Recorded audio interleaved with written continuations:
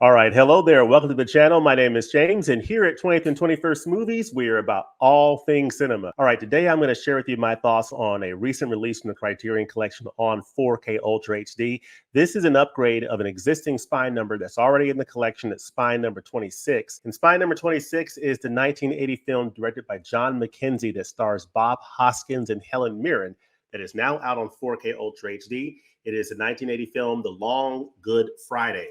This is the film that stars Bob Hoskins and Helen Mirren, directed by John MacKenzie. This is the second John MacKenzie film I've ever seen. This is also the second film starring Bob Hoskins that I've ever seen. So I'm looking forward to sharing with you my thoughts on this title from the Criterion Collection. So we're going to get into it here. We're going to talk about what I think about this movie, what I think about this British crime drama from 1980. What are my thoughts on this film? Did I love it? Did I hate it? Am I in between? I'll talk about it. I'll also talk about what I think about the 4K picture quality. This is a 4K Ultra HD release that has Dolby Vision. So it's got a Dolby Vision grade 4K disc, new 4K restoration of the original camera negative. So how does it look? We'll talk about that. And also the supplements and whether or not this is a worthwhile release. Is this worth picking up? There's been so many great releases from Criterion this year on 4K Ultra HD. The Long Good Friday is the latest in that long list of titles. Is it worth picking up? Let's talk about it.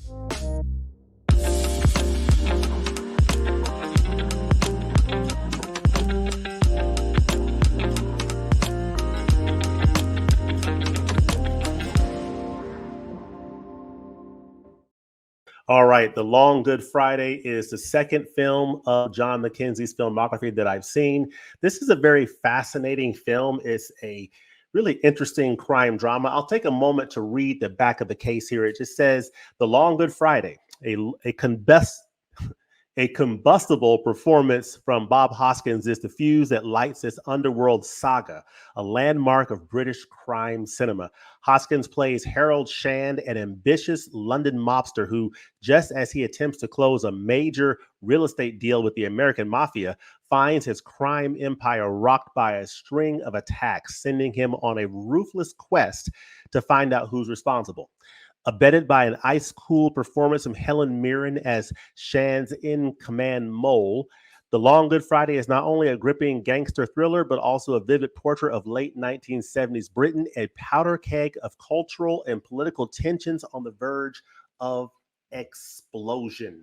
That is a great description of The Long Good Friday, and we're going to jump right into this. This is a very fascinating crime drama film directed by John MacKenzie. Of course, you see John MacKenzie on the left. You see a picture or a drawing of Bob Hoskins and Helen Mirren to the right with some of the other minor characters in this film or supporting characters. You'll see the Tower Bridge there, which plays a very important role in terms of the scenery of this film.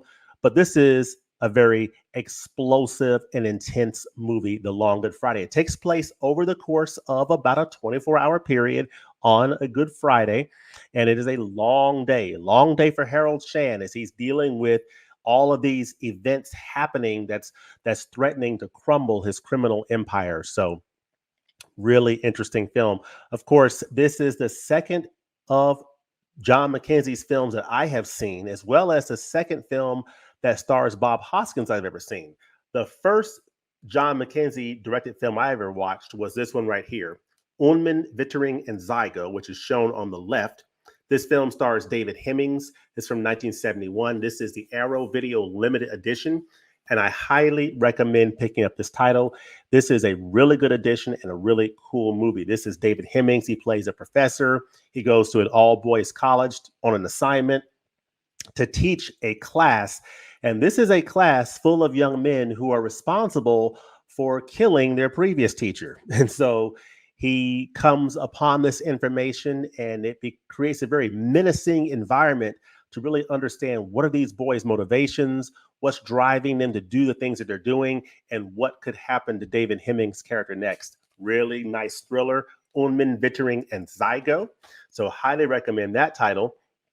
And then, of course, Mona Lisa. This is the second film that stars Bob Hoskins I've ever seen.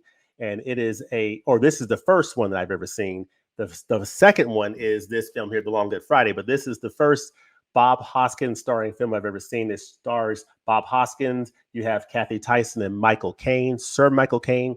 It is Mona Lisa. And this is the 1986 film from Neil Jordan that is very, very good, that I highly recommend. So these are two titles. I'll go ahead and put them up big here so you can see Unmenvittering and Zygo and Mona Lisa, both of which I recommend picking up. One is from Arrow Video.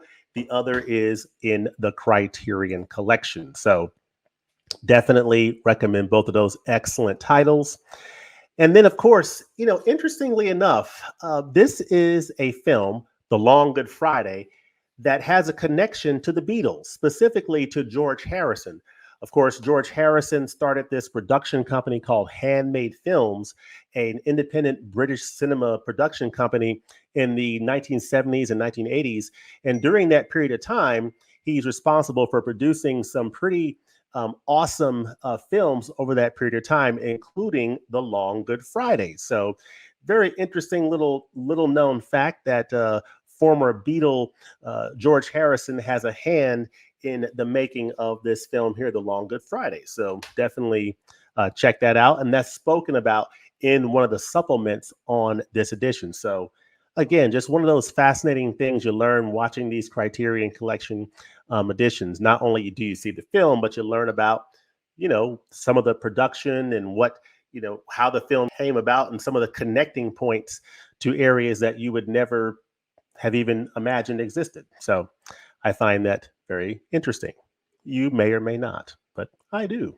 So, of course, you have Bob Hoskins as Harold and Helen Mirren as Victoria. And this is really the center point of this entire movie. I mean, The Long Good Friday really centers on, Harold Strand, his character progression over the course of this film. He is a crime boss. He's trying to strike this deal with the American mafia to really lift up his criminal enterprise, but also to help usher Britain and London into the next stage of its economic development in the European Union and on the world economic stage. So he has big ambitions for his own empire, but also for the country that he loves. But these things start happening on Good Friday that end up sending his criminal empire into a spiraling down state. And as a result, his mental state starts to decline over the course of this film. And Bob Hoskins' portrayal of this character, Harold Strand, is such a big part of the engine of what makes this film go. Seeing his incredible performance, infusing life into this character, starting off highly confident, highly assured of himself, firm and comfortable in his position as a criminal, boss, but then seeing that slow degradation of his character over the period of this film is a transformation that Bob Hoskins brings to life on the screen and puts so much energy and power and emotion into this performance. And it is really, really impressive. So his performance is impressive. Helen Mirren plays a really strong role as his wife or mistress or whatever.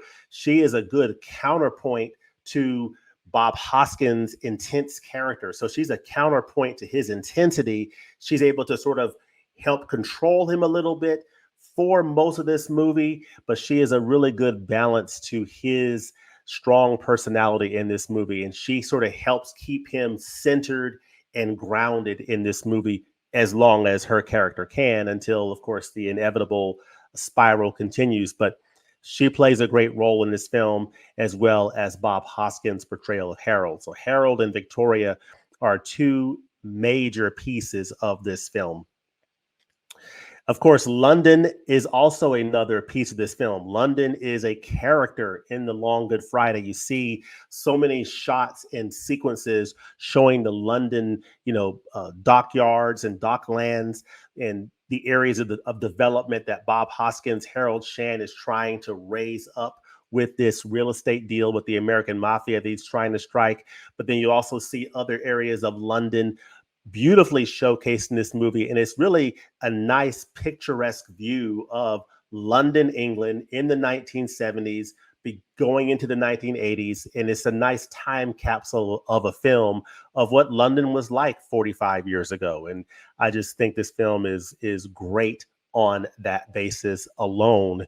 Along with some of the other aspects, including Francis Monkman's score, which really sets this film apart. This is a score that has a lot of synthetic sound to it, and it's very, very powerful. This score uses synthesized sound in a very creative ways, and it really gives the film a unique auditory identity, if you would, just the way that that score plays at different parts of the film. And it's really paced to the progression of Harold Shan's character as well, that it's sort of cued along with Bob Hoskins' performance and the portrayal of Harold Shan as he's sliding down and going crazier and crazier in the midst of all this chaos that's going on around him. The soundtrack plays beautifully to that. This soundtrack from Francis Monkman. And I guess I'm trying to describe the synthetic sound. It really creates an atmosphere that basically mirrors Harold's mental state throughout this film of paranoia and chaos that's going on around him. And of course, you have electronic elements of the soundtrack that give a modern futuristic feel to the film and creates a beautiful atmosphere as well. So I think the sound with this soundtrack, along with the impressive visuals of London, really puts you in a nice time and place in this film, The Long Good Friday. So I think the performances are excellent by both Bob Hoskins and Helen Mirren. I think that the atmosphere is great. And I think that soundtrack really, really sets the mood and atmosphere of this film. And I think this is an excellent film. Now, my feeling about this film is I think it's an excellent film, but to be completely honest with you, upon my first viewing of this movie, The Long Good Friday, now I'll go back to full screen here, I wasn't really fully drawn into this film when I was first watching it upon the first time. But just given all those elements that I just described to you, I know that this is a really good film. And the more that I dug into the supplements, I gained more of an appreciation for this film. So this is one of those cases where even though I wasn't loving it when I was sitting and watching it, my appreciation for this film continues to grow the more that I learn and think about this movie and basically process this film after the fact, if you would, and going through the supplements and just getting an appreciation for how the film was made and its place in British crime cinema history. I'm definitely growing in appreciation for this film. And I believe that this is a film that upon rewatch and future watches, I'm going to come to appreciate it more and will come to like it even more. So this is a really good film. I also think I was probably a little bit tired when I was first watching it. So that also could have played into it as well. But I do recognize that this is a really good film. If you're into crime cinema, if you're into crime movies, this is a film you're definitely going to want to check out. It's not like Goodfellas. It's not like The Godfather or anything like that. It's totally different, but it is in that crime cinema family. And it is an excellent crime cinema piece of filmmaking from the late 1970s, early 1980s in Britain. So I can definitely recommend The Long Good Friday. All right, so let's talk a little bit about the 4K picture quality for this Criterion 4K edition of The Long Good Friday. Overall, this is a very nice looking 4K image. This is a new 4K digital restoration approved by the director of photography, Phil Mahou. We're getting Dolby Vision on this, so that gives you a nice dynamic range in this image. And it just looks really, really nice when you look at some of the dark scenes, being able to make out some detail and definition of some of the images within those dark scenes, and really just getting some nice detail in those dark scenes and seeing some nice contrast with that Dolby Vision, really adding some life and definition to those darker scenes, and also giving that nice dynamic range so you can see the brighter areas of an image, the darker areas of the image, all within the same image, and it looks really, really nice. You have a nice level of detail. You have it's a nice clean looking image. So I think overall, I think the restoration work was done very well. It's from the restoration of the original 35 millimeter camera negative, and that's usually a pretty good deal if you can get the original element and restore that. So that is fantastic. And I think overall you have a nice result. This is a roughly 44-year-old film, so this is not going to be mistaken for anything that was shot yesterday or anything recent. It definitely retains that nice level of grain, and is beautifully resolved, but it has that nice level of grain, and it has that nice vintage look that is consistent with the way this film was shot and consistent with the film that is 44 years old. So it looks very much like a clean, beautifully restored film from 1980. And I think it retains the original intended photography, and it looks really nice. So overall, I think this is a nice 4K Ultra HD picture, and it's very solid. I think fans of this film should be very pleased with the picture quality. Again, it's very clean. You have nice detail, nice definition. The skin tones look really good. There's nice detail in the clothing. Really, all those elements that you would look for in picture quality is pretty much there with this 4K Ultra HD release. It's not the most colorful film in the world, so the Dolby Vision is not going to, make the colors just blow up on the screen, but it does add a nice richness to the colors that are there, and it just makes this picture look really, really nice. It is a nice overall presentation of this film, The Long Good Friday, on 4K Ultra HD. So as far as the sound, it sounds very nice. It's an uncompressed binaural soundtrack. So you get all the essence of, Harold Shand, that character played by Bob Hoskins, and you hear all that dialogue from him, Helen Mirren, all the other characters. You hear the sounds of the explosions and the things going on in the soundscape, and you also get that wonderful score. It all is reproduced very nicely on this uncompressed binaural soundtrack. It's not going to, give your sound system a huge workout by any stretch of the imagination, but it's a very competent soundtrack, and it sounds just fine. The visuals are good. The sound is good. It's overall a very nice presentation on 4K Ultra HD from a video and audio standpoint. Now, as far as the supplements, I think this is a really nice set of supplements. It is not a huge list of supplements, but they're all high quality, including some nice documentaries that I think run over a couple of hours. Some nice interviews in here. You do have a commentary with director John MacKenzie, which is very, very good to hear that.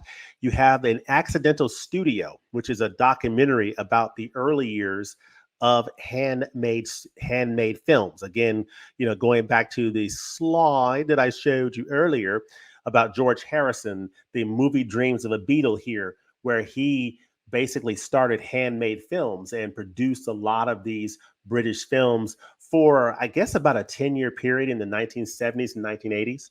And one of those films was this film right here, The Long Good Friday. So you hear a little bit about that history in that supplement, which is great, and something that I had never even known that George Harrison was involved in making films. So I think that was really cool to see that. You also see an introduction by Criterion Collection curatorial director Ashley Clark, which is very good. You have a documentary about the making of the film featuring interviews with MacKenzie and actors Bob Hoskins and Helen Mirren. I think that went about an hour and a half, and that's really good. Interviews with Mahu, the director of photography, and screenwriter Barry Keefe. And then you also have a program that compares the soundtracks for the UK and US releases. Now, on the inside of this case, you get the 4K Ultra HD here. You get Blu-ray 1 right here. You have this nice insert, and you have the second Blu-ray disc right here. This is the outside. Again, you get 3 discs, 1 4K Ultra HD, 2 Blu-rays. You get this insert here, which is The Long Good Friday. See that? See that there? Of course, you have Helen Mirren's Victoria right there. You have your cast and crew. On the inside, you have this excellent essay called Corporate Governance by Ryan Gilby that talks about the history of the making of this film. John MacKenzie, really good stuff, fantastic stuff.